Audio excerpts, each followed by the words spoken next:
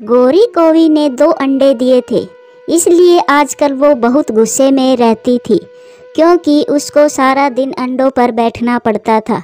वो गुस्से में अपने पति कालू कौवा से कहती है, कालू जी, मैं थक गई हूँ। सुबह से तुम्हारे अंडों पर बैठी हुई हूँ और तुम आवारा घूमते फिरते रहते हो। चलो अब तुम थोड़ी देर अंडों पर बैठो और मैं थोड़ी देर बाहर घूमकर आती हूँ। कोई एहसान नहीं कर रही हो तुम मुझ पर? जंगल की सभी मम्मा ही अपने अंडे की अच्छे से देखभाल करती हैं। अब जा रही हो तो जल्दी आ जाना, मैंने भी अपने लिए भोजन लेने जाना है। फिर गोरी कोवी अपने घर से निकलती है। उसी जंगल में एक टुनटुनी चिड़िया अपने पति रोकी कबूतर के साथ रहती थी, जिसके पास ना ही अंडा था और ना ही बच्चा। वो उन दिनों बहुत परेशान रहती थी। वो अपने पति रोकी से कहती है, रोकी जी, मैं जा रही हूँ। मेरी मिट्ठू तोते से कल बात हो गई थी, वो मुझे अनाथालय ले जाएगा। टुनटुनी जाओ, अगर तुम अनाथालय से अंडा गोद लेना चाहती हो तो मैं तुम्हें नहीं रोकूंगा।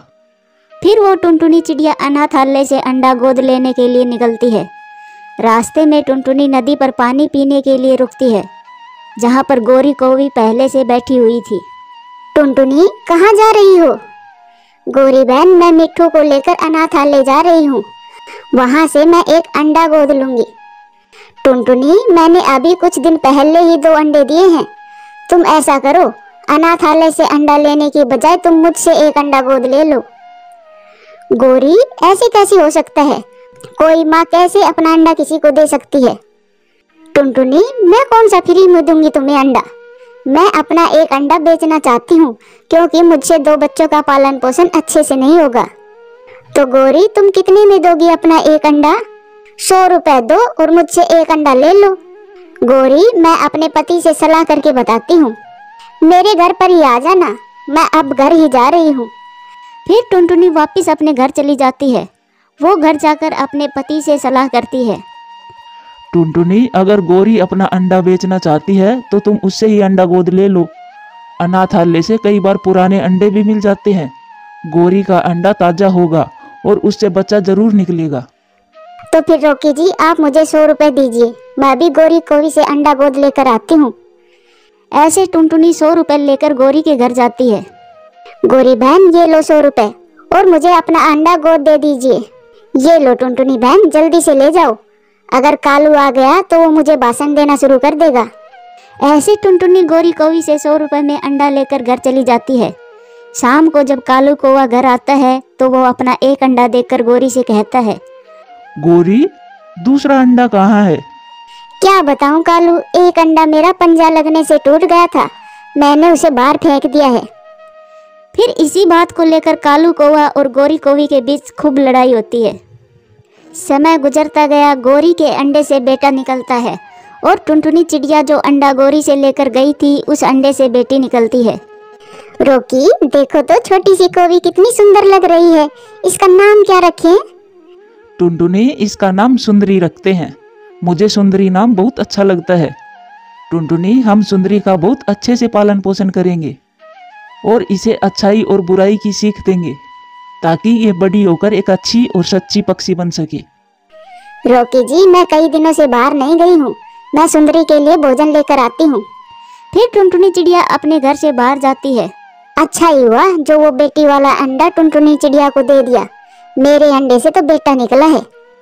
ऐसा सोचकर गोरी कोवी बहुत खुश थी। कालू कौवा भी घर आ जाता है। कालू, भोजन ले आए हो? जब देखो भोजन भोजन भोजन, जाओ और खुद ले आओ अपना भोजन, मैं तुम्हारा गुलाम नहीं हूँ। वो दोनों हर समय भोजन के लिए ही लड़ते झगड़ते रहते थे। उधर टुनटुनी चिड़िया अपनी बेटी को उड़ना सिखा रही थी। सुंदरी ने उड़ना सीख लिया था। मम्मा, मेरा रंग काला क्यों है? आपका रंग और पापा का रंग तो सुंदर है, फिर मैं काली क्यों हूँ? बेटी, मुझे काला रंग बहुत अच्छा लगता है, इसीलिए मैंने अपनी बेटी का रंग भी काला ही मांगा था भगवान से। सुंदरी बेटी, तुम यहीं बैठो, मैं तुम्हारे लिए मीठा फल लेकर आती हूँ। फिर टुनटुनी चिड़िया अपनी बेटी के लिए मीठा फल लेने के लिए चली जाती है और उधर सुंदरी के पास गोरी कोवी आ जाती है। ये कोवी तो बिल्कुल मेरे जैसी लग रही है, मुझे ऐसा लगता है ये मेरी ही बेटी है। आंटी, आपका और मेरा रंग कितना मिलता जुलता है। हाँ बेटी, क्योंकि मैं एक कौवी हूँ और आप भी एक कौवी हो। नहीं नहीं, मैं तो चिड़िया की बेटी हूँ। उस छोटी कौवी की बात सुनकर गोरी कौवी को उस पर बहुत प्यार आता है। मेरी बेटी तो बहुत सुंदर है, क्यों न मैं टुनटुनी को 100 रुपए वापिस करके अपनी बेटी वापिस ले लूं? आंटी, क्या आप भी इसी जंगल में रहती हो? हाँ बेटी, मैं इसी जंगल में रहती हूँ। मैं तो आपसे मिलने ही आई थी। बेटी, आप मेरी ही बेटी हो। मेरा एक अंडा कहीं खो गया था और उस चिड़िया ने वो अंडा उठा लिया। तुम उसी अंडे से निकली हो। नहीं आंटी, ऐसे कैसे हो सकता है? मेरी मम्मा तो टुनटुनी चिड़िया है। नहीं नहीं बेटी, आप किसी से भी पूछ लो, आप एक कौवी हो। अगर आपको मेरा विश्वास नहीं है तो घर जाकर अपनी मम्मा से ही पूछ लेना। फिर गोरी कौवी वहाँ से चली जाती है और टुनटुनी चिड़िया मीठा फल लेकर आ जाती है। चलो बेटी, मैं मेरी लाडली के लिए मीठे फल लाई हूँ। अब घर चलो, घर चलकर मीठा फल खाते हैं। फिर घर जाकर सुंदरी कौवी अपनी मम्मा से कहती है, मम्मा, मुझे नदी पर एक कौवी मिली थी। वो मुझे कह रही थी मैं उसकी बेटी हूँ। क्या ये सच है? ये सुनकर टुनटुनी चिड़िया डर जाती है। हाँ बेटी, ये बात सच है। हम आपसे कुछ छुपाना नहीं चाहते। गोरी कौवी ने अपना एक अंडा आपकी मम्मा को 100 रुपए में बेच दिया था। सुंदरी बेटी, मेरे पास कोई बच्चा नहीं था, इसीलिए मैंने वो अंडा ले लिया। मगर बेटी, मैं आपसे बहुत प्यार करती हूँ। मुझे छोड़कर मत जाना, नहीं तो मैं मर जाऊंगी। अभी ये बात हो ही रही थी कि गोरी कौवी बंटी कबूतर को लेकर आ जाती है। टुनटुनी, फालतू बात ना करना मुझसे। ये लो तुम्हारे 100 रुपए और मेरी बेटी मुझे वापस कर दो। टुनटुनी चिड़िया, क्या गोरी कौवी कह रही है वो सच है? क्या ये गोरी की बेटी है? हाँ बंटी भैया, ये सच है। मगर गोरी ने अपना अंडा मुझे 100 रुपए में बेचा था। मैंने बहुत प्यार से पाला है इस बच्ची को। मैं अपनी बेटी किसी को नहीं दूंगी। टुनटुनी, मैं तुम्हारे 100 रुपए दे रही हूँ। मैं कहाँ मुकर रही हूँ? टुनटुनी, जिसकी संतान होती है वो हमेशा उसी की रहती है। गोरी अब अपनी बेटी को वापस लेने आई है। हम अपनी बेटी किसी को भी नहीं देंगे। चलो बेटी, अब चलो, अपनी असली मम्मा के साथ चलो। आप मेरी मम्मा नहीं हो सकती, जिसने उस समय मुझे बेच दिया जब मैं अंडे में थी और कीमत 100 रुपए ली। और अब क्या करोगी? क्या अब मुझे आप फिर से 500 रुपए में बेच दोगी? आप यहाँ से जाइए, मैं आपकी बेटी नहीं हूँ। और हाँ, मेरी मम्मा टुनटुनी है। मैं यहाँ हूँ, बहुत खुश हूँ। मेरे मम्मी पापा बहुत अच्छे हैं। ये बात सुनकर टुनटुनी सुंदरी को अपने सीने से लगा लेती है और गोरी कौवी शर्मिंदा होकर वहाँ से चली जाती है। इस कहानी से सीख मिलती है कि रिश्ते खून के नहीं बल्कि प्यार और एहसास के होते हैं। प्यारे दोस्तों, कहानी कैसी लगी कमेंट्स करके ज़रूर बताना। ये कहानी सुंदरवन जंगल की है। इस जंगल में रॉकी कबूतर अपनी पत्नी टुनटुनी और 2 बेटियों के साथ रहता था। रॉकी कबूतर जंगल में मिट्टी के खिलौने बेचा करता था, लेकिन आजकल उसके खिलौने बहुत ही कम बिक रहे थे। एक दिन अचानक से तेज बारिश शुरू हो जाती है। रॉकी कबूतर अपने परिवार के साथ घोंसले में बैठा हुआ था, लेकिन बारिश इतनी तेज हो रही थी कि जंगल में बाढ़ आ जाती है। रॉकी जी, ये बारिश इतनी तेज हो रही है, कहीं ऐसा ना हो ये बारिश का पानी हमारे घोंसले में ना टपकने लगे। टुनटुनी, तुम चिंता मत करो, कुछ भी नहीं होगा। भगवान के लिए तुम ऐसा कुछ भी मत बोलो। इसी तरह 2 दिन बीत जाते हैं, लेकिन बारिश रुकने का नाम नहीं ले रही थी। इसी तेज बारिश के पानी की वजह से कई पक्षियों के घोंसले भी बह जाते हैं और टुनटुनी के घोंसले से भी पानी टपकने लगता है। तभी उसके घोंसले में दरार भी आ जाती है।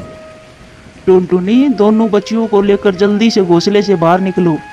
अगर घोंसले में ज़्यादा पानी भर गया तो हम इसी में डूबकर मर जाएंगे। ये कहकर रॉकी कबूतर अपने परिवार को लेकर बाहर आ जाता है, तो वो देखते हैं कि बाहर बहुत ज़्यादा पानी भरा था।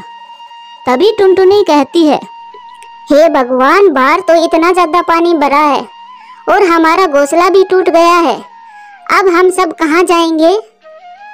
टुनटुनी, तुम चिंता मत करो, हम सब बारिश रुकने तक इस पेड़ की डाल पर ही बैठे रहते हैं।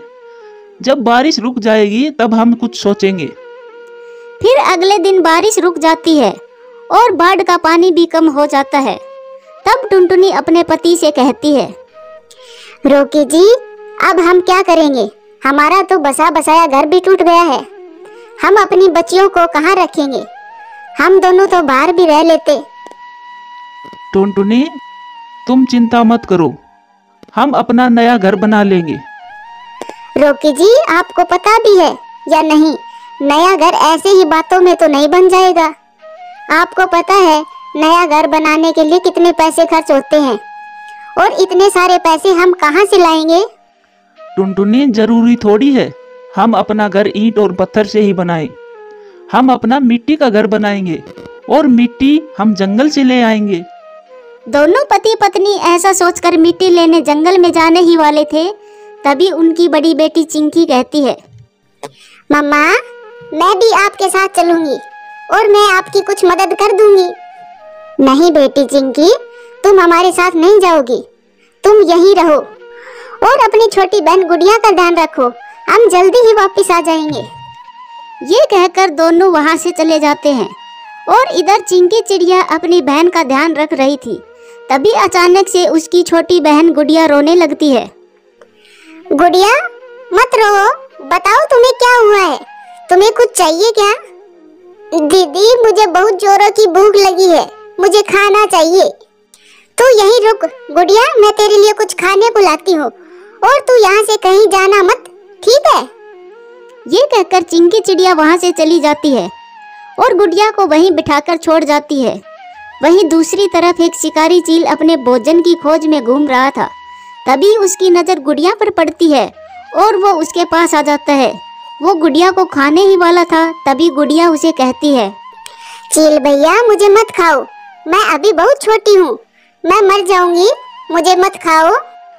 अरे छोटी चिड़िया, मैं तुझे ऐसे कैसे छोड़ दूंगा? मुझे भी तो जोरों की भूख लगी है, और वैसे भी मैंने कई दिनों से चिड़िया का मांस नहीं खाया है, इसलिए मैं तुझे नहीं छोड़ूंगा। चील भैया, मैं आपसे विनती करती हूँ, मुझे मत खाइए, मैं अभी मरना नहीं चाहती, मैं अभी जीना चाहती हूँ। ए छोटी चिड़िया, मैं तुझे कभी नहीं छोड़ूंगा, चुप हो जा तू। मैं अपने शिकार पर कभी भी रहम नहीं करता और ना ही तुझ पर रहम करूंगा। ये कहकर वो शिकारी चील गुड़िया चिड़िया को आधा खा लेता है।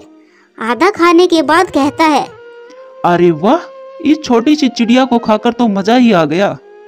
चलो, आज का नाश्ता तो हो गया, अब मुझे यहाँ से चले जाना चाहिए। अगर मुझे यहाँ पर किसी ने देख लिया तो कल का भोजन नहीं मिलेगा। ये कहकर वो चील वहां से चला जाता है और गुड़िया को आधा खाया हुआ वहीं पर छोड़ जाता है। फिर थोड़ी ही देर बाद चिंकी चिड़िया आ जाती है तो वो देखती है अपनी बहन को ऐसे जमीन पर पड़ा देखकर वो डर जाती है। गुड़िया, तुझे क्या हुआ? देख, मैं तेरे लिए भोजन ले आई। गुड़िया, उठ जा, क्या हुआ तुझे? ऐसा कहकर चिंकी चिड़िया जोर जोर से रोने लगती है। थोड़ी ही देर बाद रोकी कबूतर व टुनटुनी चिड़िया मिट्टी लेकर वहां आ जाते हैं। जब वो दोनों अपनी बेटी को ऐसा पड़ा हुआ देखते हैं तो टुनटुनी रोने लगती है। चिंकी बेटा, गुड़िया को क्या हुआ? इसका इतना खून क्यों निकल रहा है? और इसकी ऐसी हालत किसने की? बता मुझे। मम्मा, मुझे कुछ भी नहीं पता। गुड़िया को भूख लगी थी तो मैं इसके लिए दाना लेने गई थी, और जब वापस आई तो देखा गुड़िया की ये हालत है। उन दोनों की ये बातें सुनकर रोकी कबूतर कहता है, टुनटुनी, मुझे लगता है हमारी बेटी को किसी शिकारी चील ने खा लिया है। अब जो हो गया सो हो गया। चलो, अब हम अपना मिट्टी का घर बनाना शुरू करते हैं। हाँ रोकी जी, आपने सही कहा। वैसे भी बारिश का मौसम शुरू हो चुका है। मैं अपनी एक बेटी को तो खो चुकी हूँ, अब मैं दूसरी बेटी को नहीं खोना चाहती।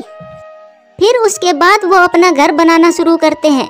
तभी रोकी कहता है, टुनटुनी, मैं जंगल से लकड़ियाँ लेने जा रहा हूँ, तब तक तुम अपना घर बनाना शुरू करो, क्योंकि बारिश शुरू हो भी गई तो हम अपना तंबू बना लेंगे, जिससे हमारे ऊपर बारिश का पानी नहीं आएगा। अच्छा ठीक है रोकी जी, आप जाओ, तब तक मैं अपना घर बनाना शुरू करती हूँ।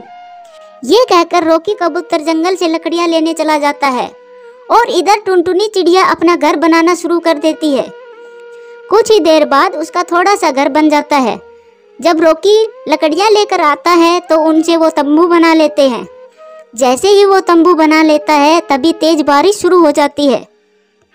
टुनटुनी, मैंने ये तंबू एकदम सही समय पर बनाया है।